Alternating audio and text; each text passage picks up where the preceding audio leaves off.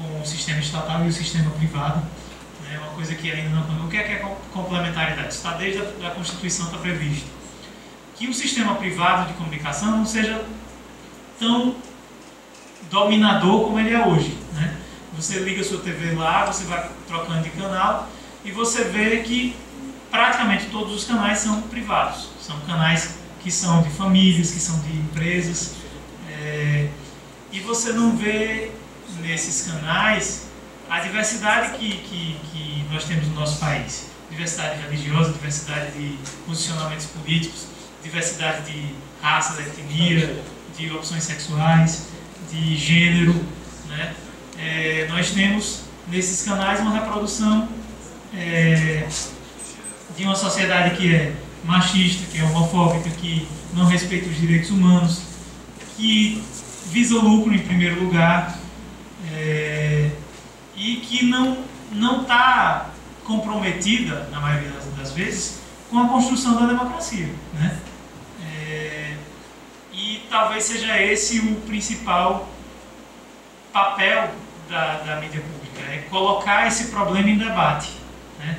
Mostrar que a televisão não é só para mostrar violência, não é só para mostrar bunda, não é só para mostrar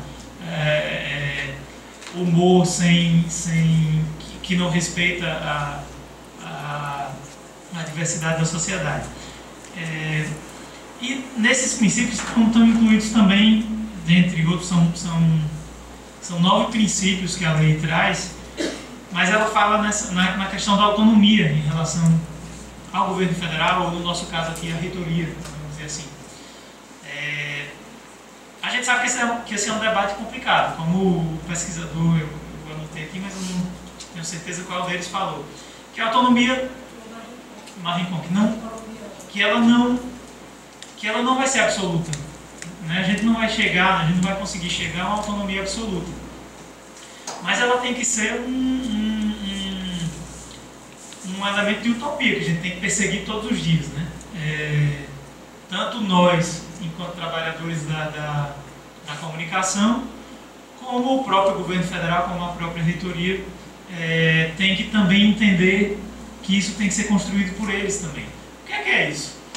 A gente tem uma concessão pública, mas quem indica o superintendente de comunicação na UFRN é a reitora, né? Então, em último caso, a reitora tem o controle da gestão da TV universitária. Em último caso, ela pode determinar o que vai passar ou o que não vai passar na TV universitária. Estou usando a TV como exemplo, mas a gente tem também a rádio universitária, a gente tem a agência de comunicação, que produz os boletins que vocês recebem por e-mail, por exemplo.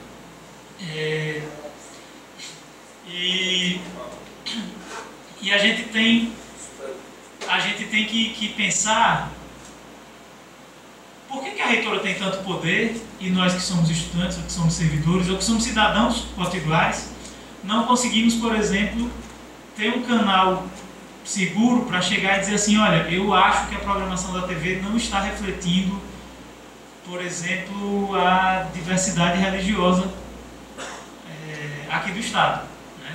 Porque no Natal, no Ano Novo, a gente transmite uma missa católica. A gente não transmite um culto evangélico, a gente não transmite em outros momentos do ano uma cerimônia judaica ou uma cerimônia, por exemplo, de matrizes africanas, né? Assim como as várias datas do ano que são marcadas por essas religiões. A gente transmite a missa do Natal e a missa do Ano Novo, né?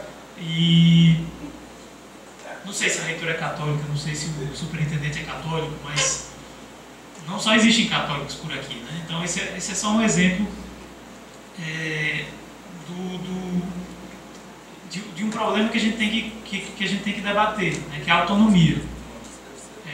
Nós não temos autonomia, nós não temos também participação social, né? Uma coisa junta da outra garante que a autonomia, ainda que ela não seja absoluta, ela seja fortalecida.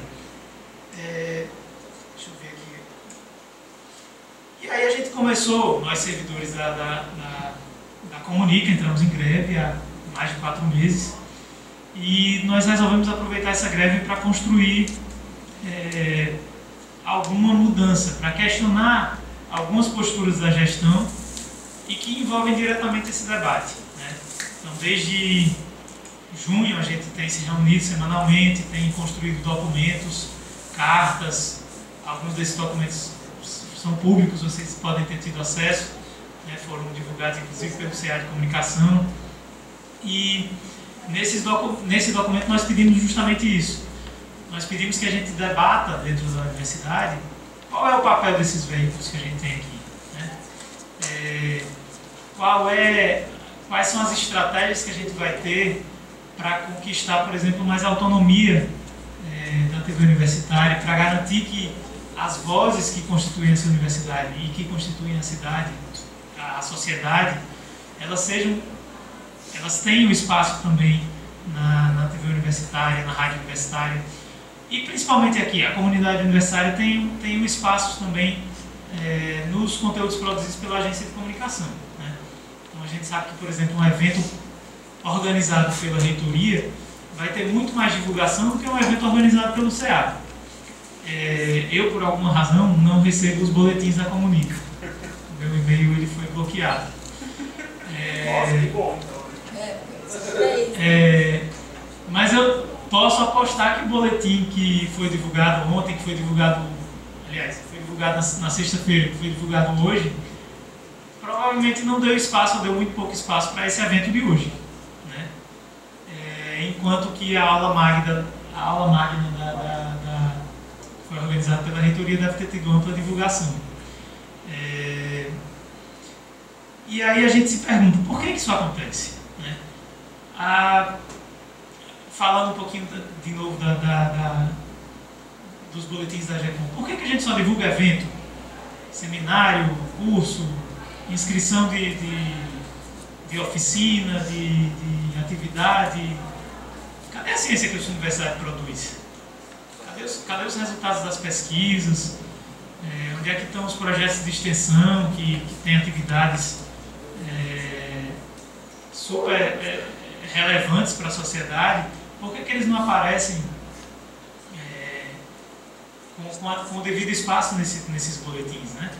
Cadê o movimento estudantil que produz tanto conhecimento aqui dentro também e que não tem espaço nos boletins, por exemplo? Que também pouco aparecem nos telejornais, nos radiojornais da TV e da rádio também, nos programas que falam da UFRN, né?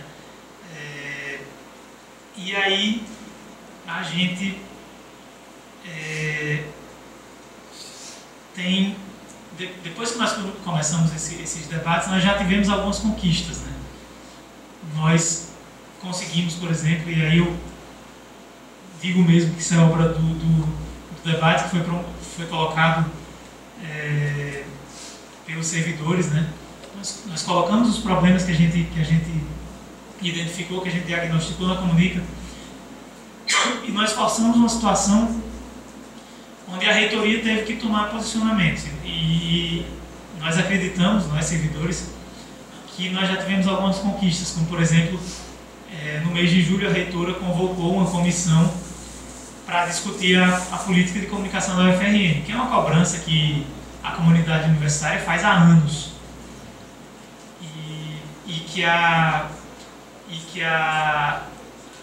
reitoria demorou, enfim, 4 anos pelo menos para colocar esse debate em prática, né? E aí eles dizem, não, porque isso é uma coisa que realmente demora, mas vamos contar para vocês que, curiosamente, aconteceu 20 dias depois que a gente mandou a primeira carta para a Superintendência de Comunicação, cobrando, dentre outras coisas, a instalação de uma comissão para discutir a política de comunicação.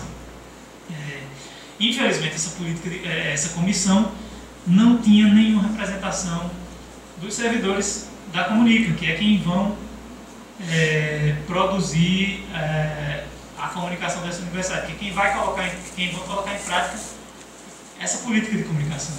E mais uma vez nós denunciamos e conseguimos incluir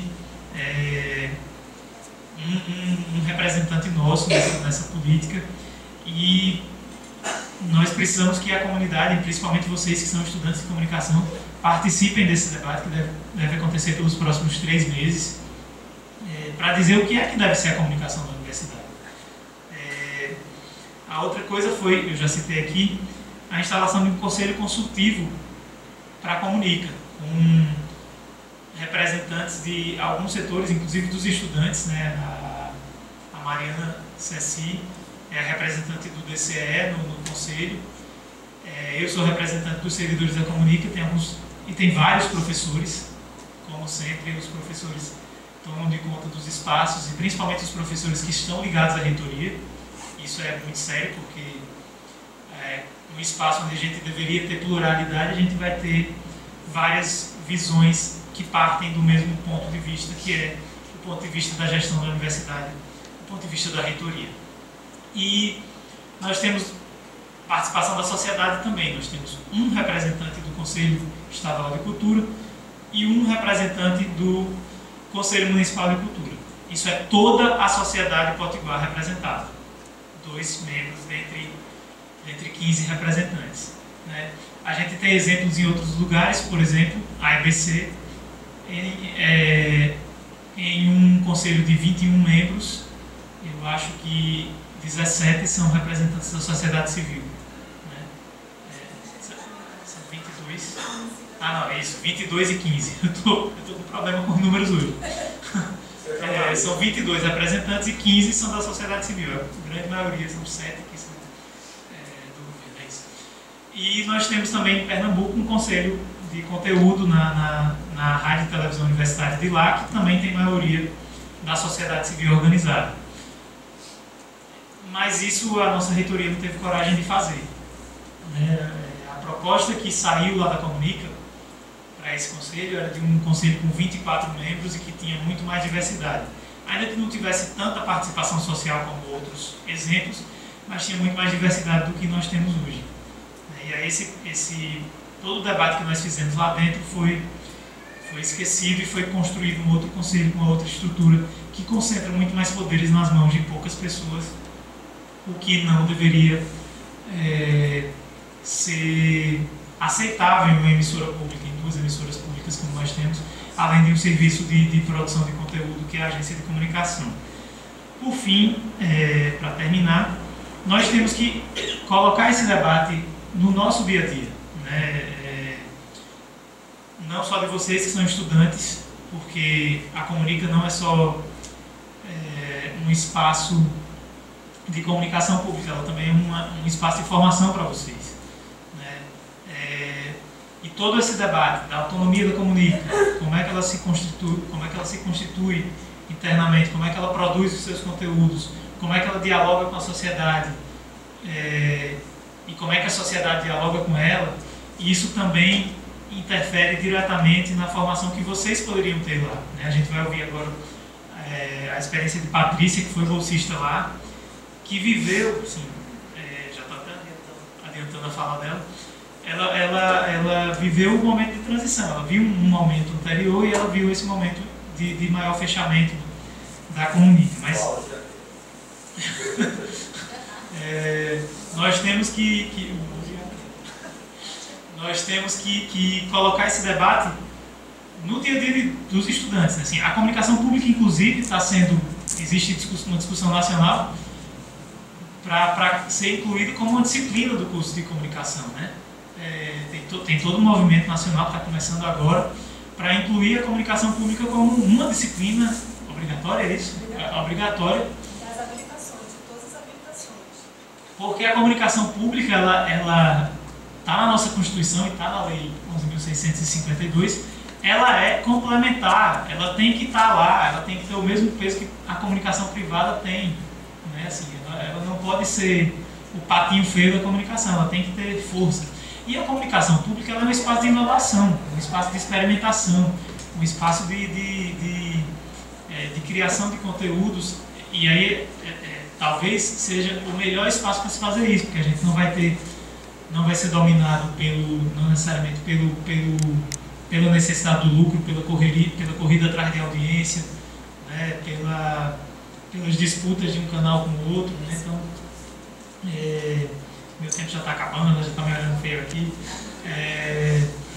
mas é isso. Então a gente conta com vocês para participar desse debate no dia a dia e também já vou fazer a propaganda de novo do Seminário de Comunicação Pública que a gente está organizando para os dias 28 e 29, com participação de professores que vão trazer um pouco da experiência que acontece nacionalmente e que acontece em outros estados também. Vai ser um intercâmbio importante, onde a gente vai ter espaço também de colocar as nossas experiências locais aqui também em diálogo com essas outras experiências. É isso.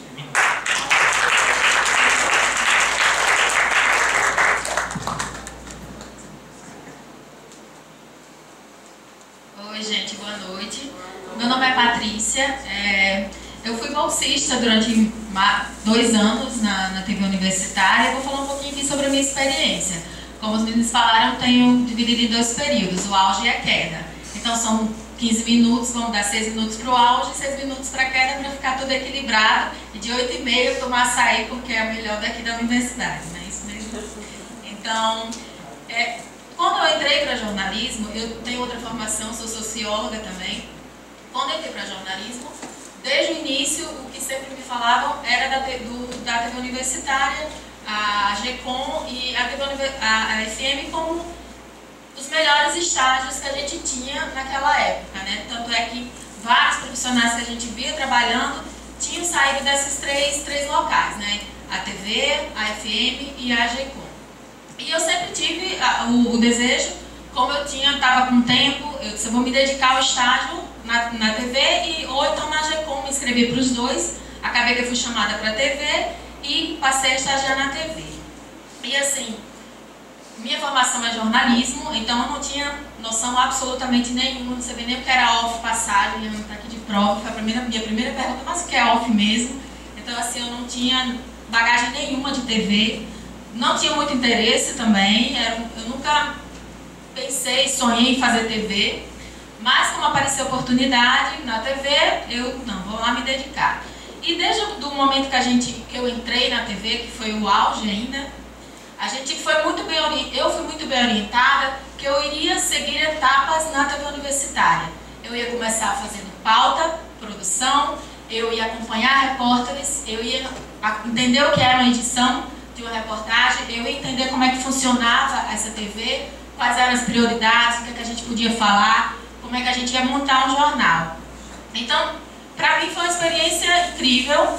Eu sofri muito na pauta, porque eu acho que a pauta e a produção é o momento que você realmente compreende como é que funciona o jornal, funciona a cidade, você entende, entra em contato com fontes, sai daquela labuta de tentar personagens para a tua matéria, tentar marcar fontes, tentar dar sugestões, procurar boas informações, fazer uma pesquisa para elaborar uma pauta interessante, que muita gente acha que é fácil, mas para mim nunca foi. Eu acho complicado você ter uma estrutura de pauta legal em que você consegue realmente ter todos os elementos, que coloca um repórter na rua e ele faça uma matéria legal. Tudo bem que às vezes você faz uma pauta muito boa e o repórter faz besteira, né? Para não dizer outra palavra. Mas é importante isso. Eu fui repórter depois, entendi a importância realmente de uma pauta. E eu passei por esse processo de pauta, passei bastante tempo, 4 meses, em que as pessoas ligavam pra gente depois do meio-dia perguntando pelo telefone, Yuri, que me cobravam várias coisas, eu ficava irada, mas que eu achei super importante para minha formação.